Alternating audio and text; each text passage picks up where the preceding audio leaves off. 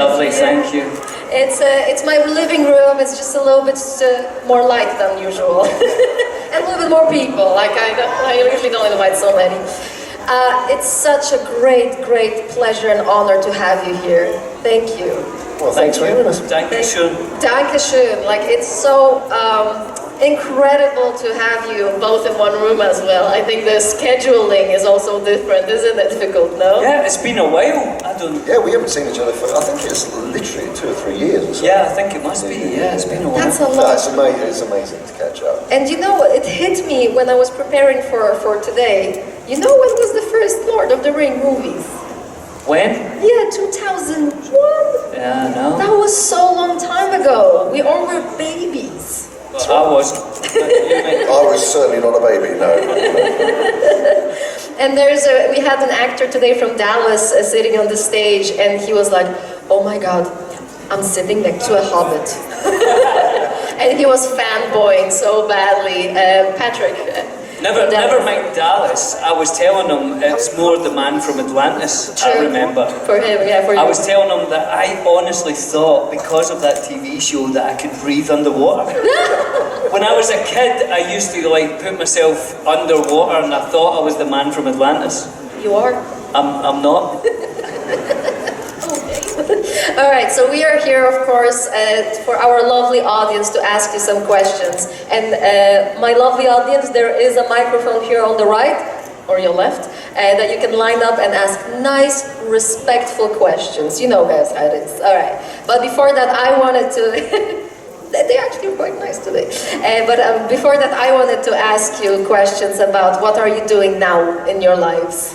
What is the life, what is the projects that are cooking at the moment?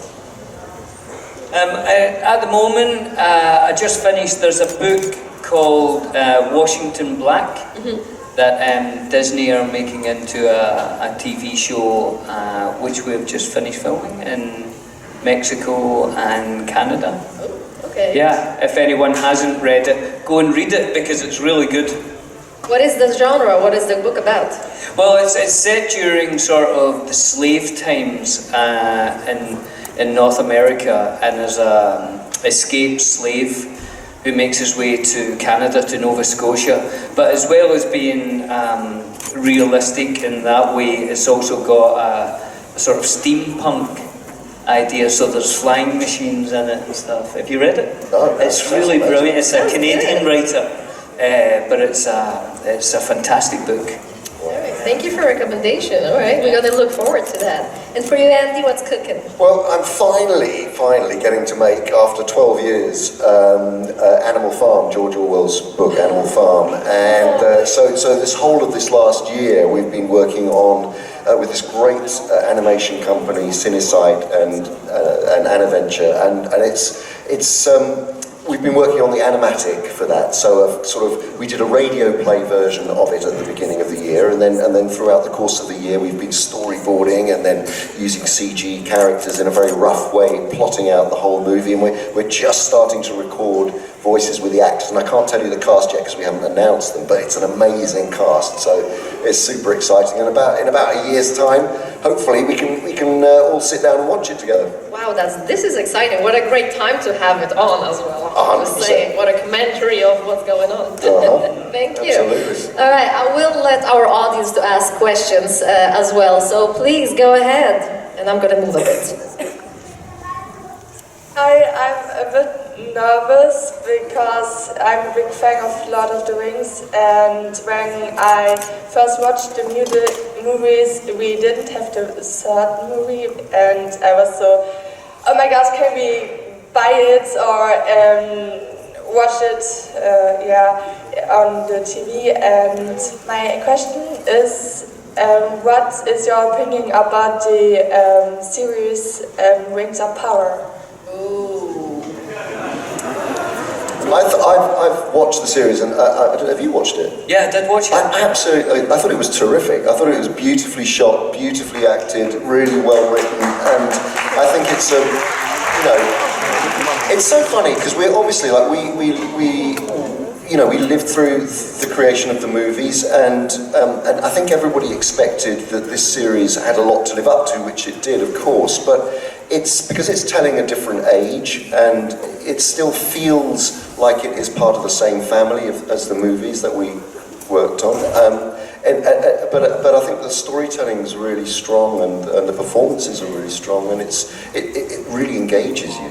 I don't know how you felt. No, I felt the same way, and I felt it looked really beautiful as well. And I loved the way they would go from, you know, sort of Moria to Numenor, and seeing these places, some of them for the first time. I thought that was really kind of beautiful and exciting. And it was like a kind of old-fashioned weekly, you know, I looked forward to the next week and see what was going to be on screen that week. And yeah, I enjoyed it. I enjoyed it very much. Great. Thank you. Did you enjoy it? Yeah, but I don't watch it full now, but I will. Okay. And I look forward. All right. Yeah. Thank you. Thank you. All right, next question, please. Hi guys, thank you so much for taking your time coming to Germany and giving us. Oh, sorry, I'm shaking. And giving us the time to meet you in person. I've got a question for Andy. What was your favorite scene being a director on the set of The Hobbit? Oh wow. That's a tricky one because there were so many lovely moments. I really enjoyed the washing or not washing up scene actually of the plates in the first film, because it was a crazy. It was one of the first big sequences that I was involved in, and it was we shot some really fun stuff, and with the smashing the plates and blunting the forks and all of that stuff. It was really good fun, and because all of the actors it was only like 3 weeks into the shoot. The first part of the shoot was Riddles in the Dark. That was the first 2 weeks of the shoot, and then immediately, like on the Monday after that, I started working on this sequence, and for me it was so fresh and new, and quite frankly really scary because it was stepping into this big world directing. But I had such fun doing it, and the cast. It was a great way of bringing all of the dwarves, you know, the dwarf characters to life for the first time. So everyone was really exploring stuff. It was really good fun. Thank you so much. All right, next question, please. Hi, my name is Jay. First of all, I'm very nervous. But how does it feel to be part of such a worldwide movie franchise?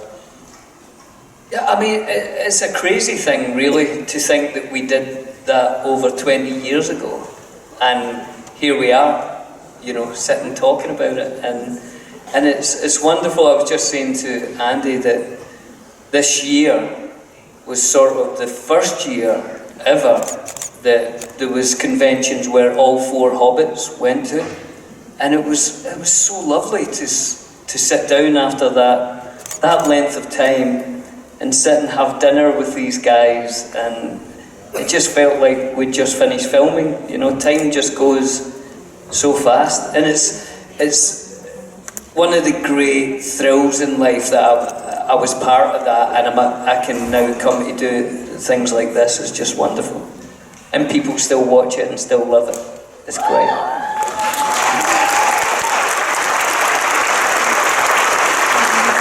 Yeah, and Andy, for you? Look, I mean, the experience of shooting those movies was, you know, for all of us, it was such an extraordinary experience because we did become this enormous family, and we worked together for years, and it was always exciting, always fun. You know, Peter Jackson's such a brilliant natural leader and such a wonderfully creative and open human being that he just created an atmosphere which was just kind of unparalleled, really. So, like Billy's saying, the opportunities that came out of that, and I mean, certainly as well, for me, not only just playing a character, but really the whole of the technological side of creating that character opened up an enormous world for me, which I never would have ever thought I was going to be lucky enough to be part of. it sits as one of the great experiences, certainly of my life, and I'm sure of our lives. Yeah, I mean, as Andy says, and you can't overplay this at all. What Andy did for Gollum, he basically arrived to do a voice, and then, you know, single-handedly invented motion capture, I think. I think so. But, I mean, it was being invented as it was happening. And, I mean, that's amazing. That's such a big part of these films. Yeah. And as Andy says, it's what Pete Jackson is. You know, he's a leader, but he's open to change. He's open to, oh, wow, that's a good idea. And then before you know it, Gollum becomes this, you know, amazing character that it wasn't supposed to. Well, it's supposed to be an amazing character, of course, but the whole motion capture thing was Andy getting passionate about the character, which is brilliant. But also, the other thing was, I mean, this is again going back to Peter and his ability to make everybody included in the process of making the film. There were so many people who started off in one department who over the course of all of the movies, you know, migrated into, you know, from working in the sets to working with miniatures to working on costume to, do you know, it felt like a real melting pot of creativity all the time, and that you don't get when you don't have that continuity of making that amount of films in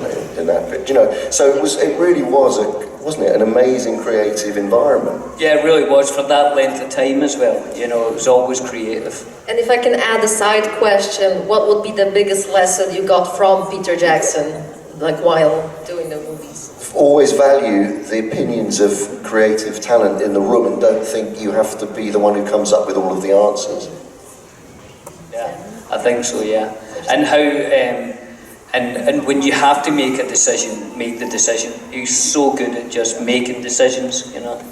Sometimes you'd be on set and there'd be a line of people waiting, you know, they'd have two swords. It should have been this one or that one. You know, making decisions because you can't spend time. Yeah. I'm not sure, you know. So just like, I'm just curious, what's his secret of like doing the right thing? Because he clearly does the right thing, you know? So, yeah. like, where is that coming from? If you think of the energy it must have taken, you know, for everyone, but for Pete Jackson to make those films over that time, he had to make decisions quickly, and as Andy says, you had to trust people to be creative in their space. Yeah.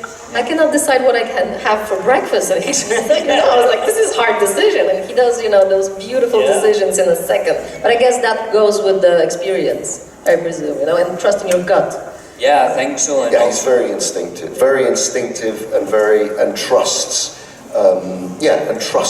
the feel of the room, and but as you say, when push comes to shove, if he has to make an absolute decision about something, he has clarity, you know. So it's a great combination. That's really cool. Sorry, thank you.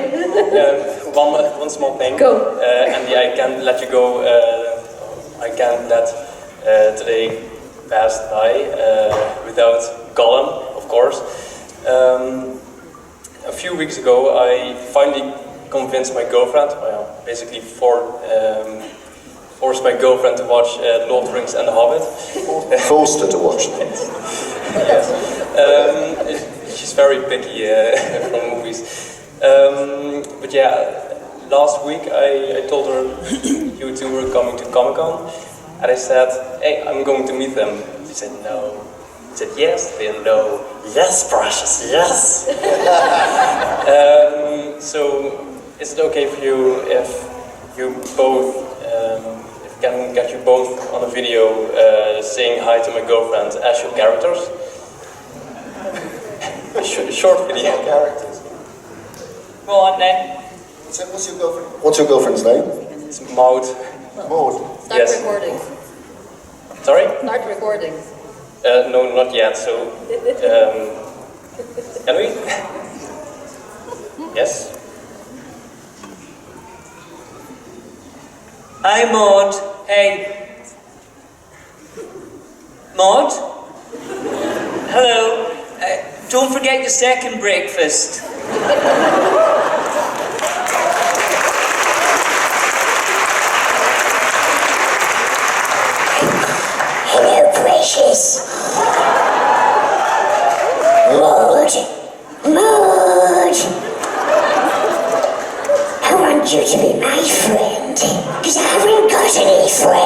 precious.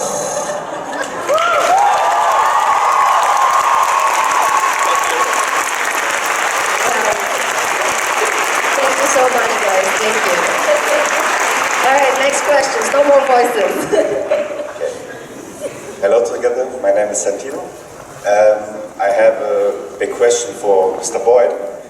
I am a very huge fan from the scene where Pippin is together with Denethor in the White Halls of Gondor, and he sings a wonderful song. And that's a dream for me. Hear it live, The Edge of Night. Yeah. Please, Mr. Boyd, please. And can you sing it? Home is behind, the world ahead.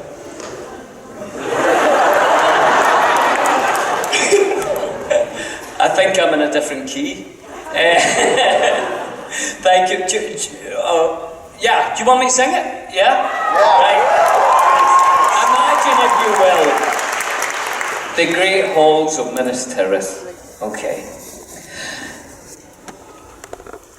Home is behind, the world ahead, and there are many paths to tread, through shadow to the edge of night, until the stars are all alight.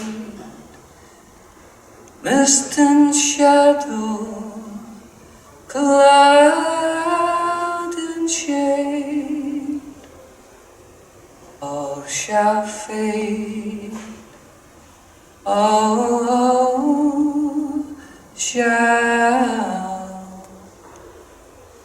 fade.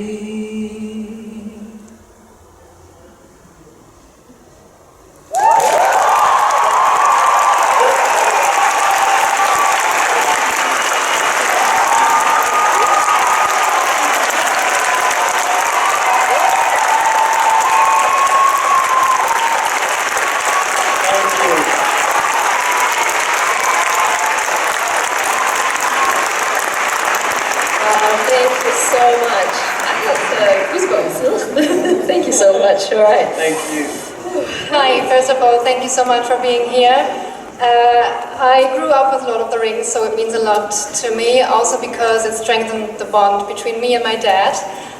Because we went together to see the movies, and he absolutely loves Gollum. And due to that, I got a question to Andy.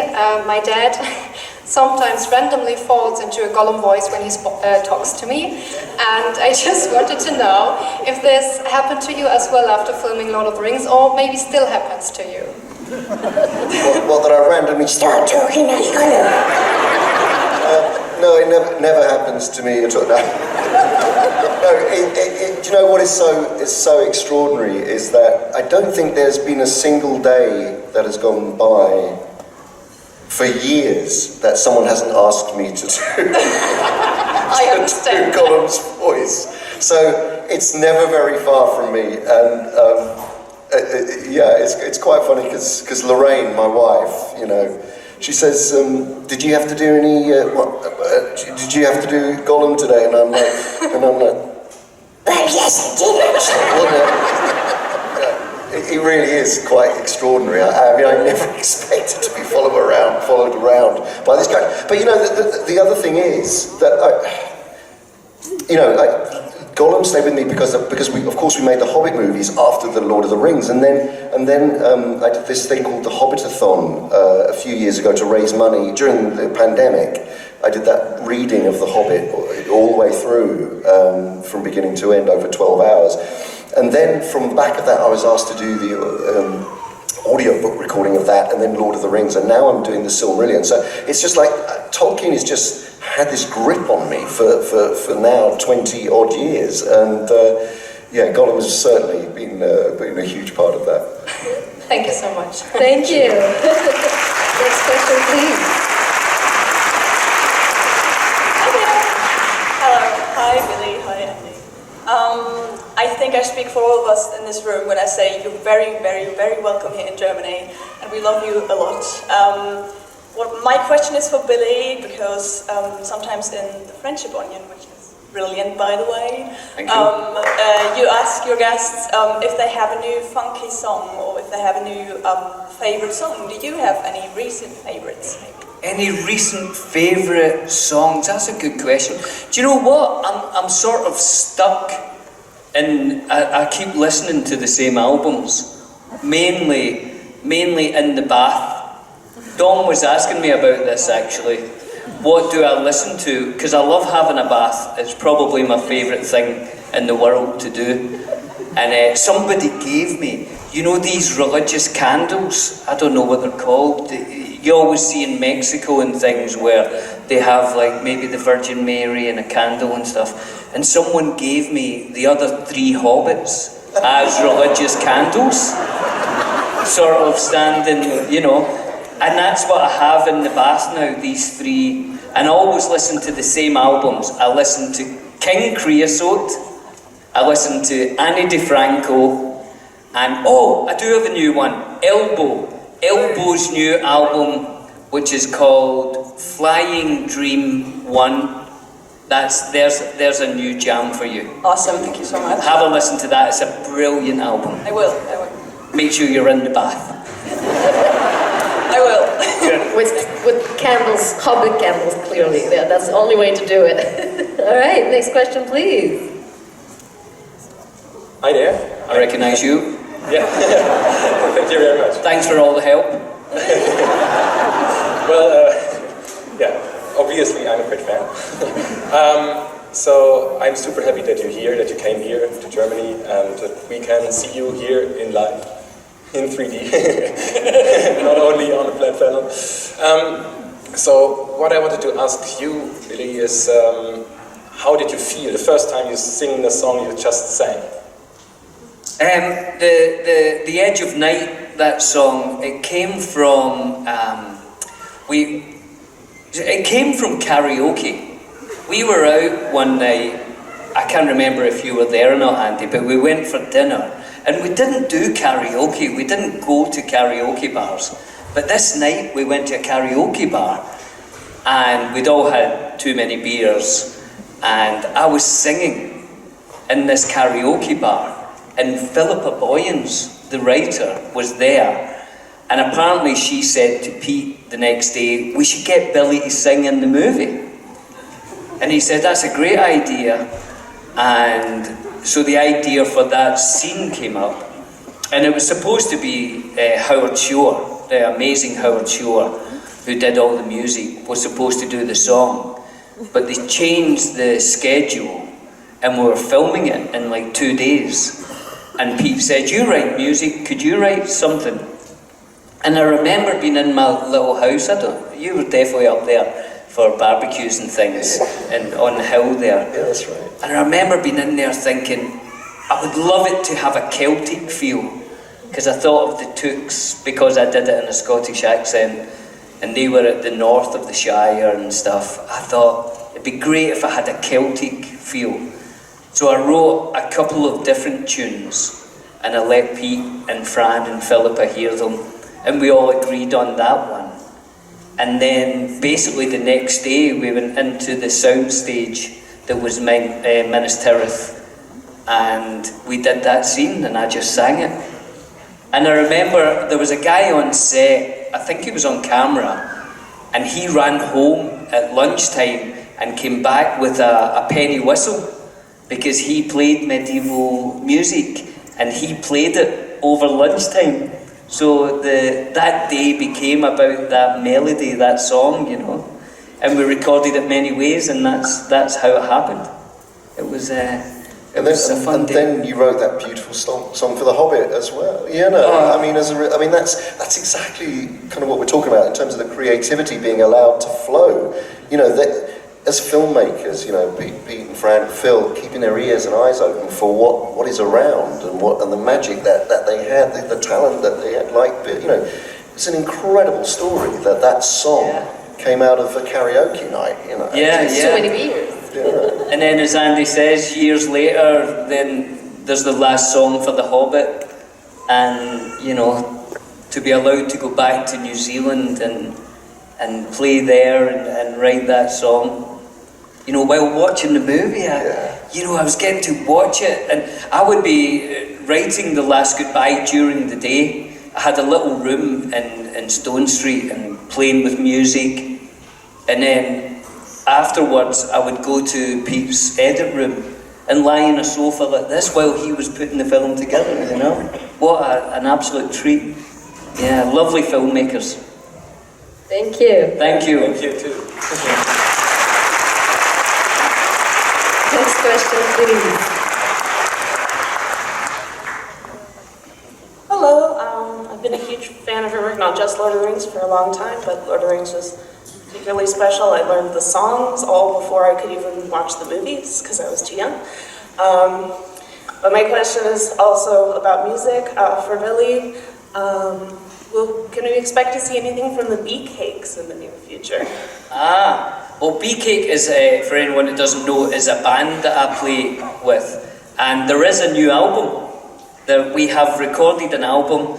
The idea was to make it a sort of musical, like a concept album. I read this story about there was sadly a boat sank, a fishing boat off of a small island in Scotland, Iona, and it just made me think, in a small place like that must affect the whole community.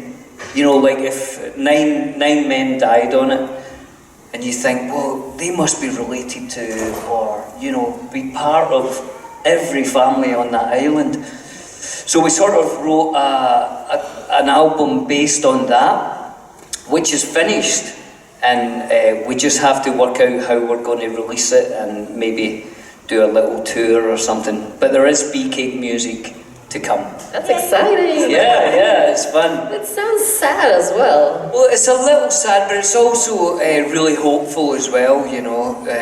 Obviously, the story is very sad, but as you get to know the families, and it's there's a lot of hope in there as well. Okay. Looking forward to that. That's a good question. Thank you very much. Thank you.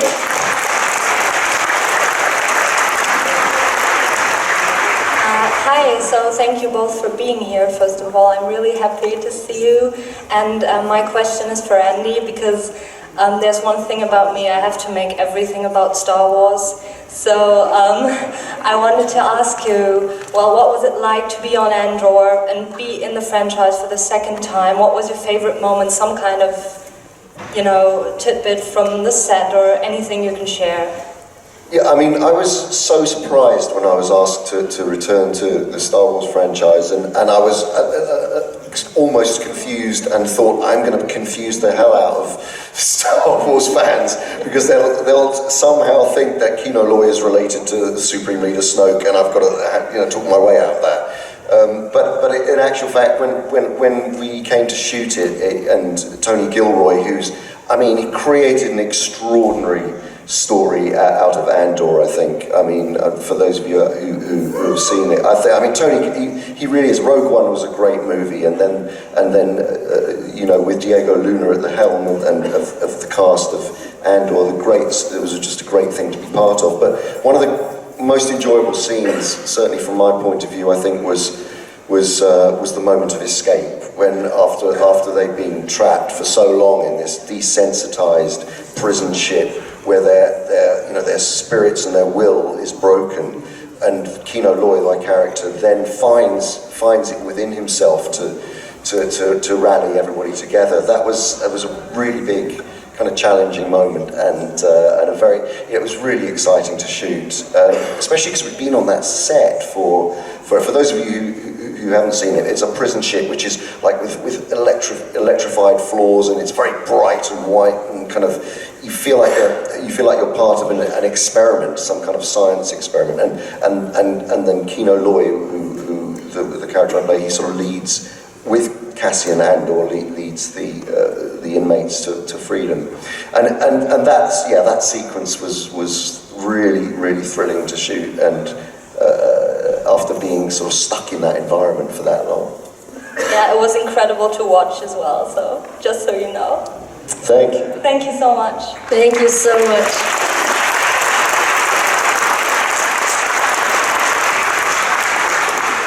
Hi, thank you so much for being here. I got a quick fun question. If you could take your characters of Pippin and Gollum to any other franchise to make a cameo or guest appearance, what would it be? Ooh. Bad Boys. Okay. You thought about it before, huh? That was not the first time you had that idea. Yeah, I would be Spider-Man's best friend. I like that. All right, thank you.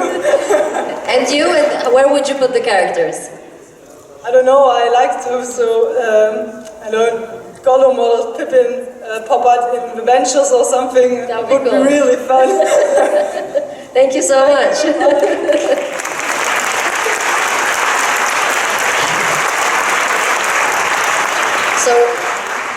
So clearly your life got changed after being in the franchise, well, doing the voices every day and singing the songs probably every second day. But other than that, and you know, being in that creative realm of Peter Jackson, what is the other change in your life that you can comment on? What other thing changed except of like being a little bit more famous and a little bit more recognizable, but the jobs that you got changed? Did your everyday life changed? I think it's always hard to say how something changes you because it then becomes your life, you know. But I think as Andy touched on, now that we are part of this Tolkien universe, that's the main thing for me that I love. That wherever you go in the world, you'll find someone who maybe makes a Tolkien chess set, and that's their love, how they showed their love of Tolkien. Or I've been lucky enough to do some music with the Tolkien Ensemble, who is a guy called Casper Reif, who has written music for every song and every poem in The Lord of the Rings. So just to be part of that Tolkien family now, I think is the main thing that I've felt has changed and something that I love, you know. It is a beautiful universe too. It's the people involved, you know, whether it's making costumes or they make, you know, whatever egg cups that are Tolkien based, they have to show their love of Middle Earth in some way is wonderful, I think. That's true. Why do you think people like to immerse themselves in a beautiful world like this? Clearly to escape our reality, but is there something deeper? I mean, I think that the power of mythological storytelling has really become so important to us in a post-truth world that for many people is so hard to deal with. You know, times are so hard, you know, financially people are struggling, you know, the world is turned on its head by belief systems that encourage you to be nasty to other people or to not tell the truth or to big yourself up. You know, it's a very tough environment, tough world. Of course, you know, global warming and all the things, and I think that since Lord of the Rings, actually, the power of the myth has become vital for our survival. You know, you can feel that people want to have these kind of archetypal characters to have some way of kind of navigating a world that is very complex and very threatening at times.